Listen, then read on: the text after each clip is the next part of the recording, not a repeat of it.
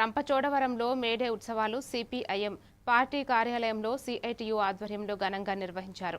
ఈ కార్యక్రమంలో కార్మిక సంఘాల ప్రతినిధులు భారీగా పాల్గొన్నారు.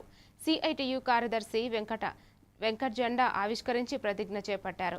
ఈ సందర్భంగా ఆయన మాట్లాడుతూ కార్మికులు సాధించుకున్న హక్కులను కేంద్ర ప్రభుత్వం లేబర్ కోడ్స్ ద్వారా దెబ్బతీస్తోందని విమర్శించారు. ప్రభుత్వ ఆస్తులను కార్పొరేట్ సంస్థలకు అప్పగిస్తున్నారని ఆరోపిస్తూ ప్రజల ఐక్యంగా పోరాడాలని పిలుపునిచ్చారు. మేడే సందర్భంగా కార్మిక ఐక్యతను బలోపేతం చేయాలని నాయకులు సూచించారు. సంబంధించి కొన్ని హక్కులు చట్టాలు సాధించుకోవడం జరిగింది.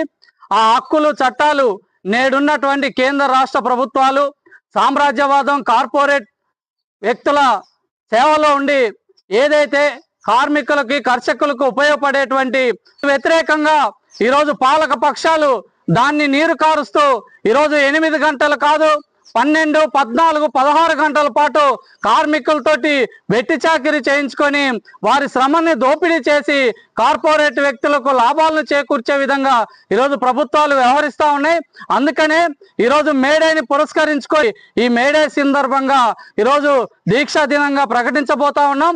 భవిష్యత్తులో పోరాటాలకి కార్మికులందరూ కూడా ఐక్యం కావాలని చెప్పి ఆనాడు అమరవీరులు ఇచ్చినటువంటి ఏదైతే నినాదం ఉందో యావత్తు కార్మిక వర్గం కూడా అందరూ ఏకం కావాలి, ప్రపంచ కార్మికులారా ఏకం కావాలనేటువంటి నినాదంతో ఈ దీక్షా శిబిరాన్ని మేము కొనసాగించాలని, మేడే ఉత్సవాలని జయప్రదం చేయాలని చెప్పి ఈ సందర్భంగా తెలియజేస్తున్నాం.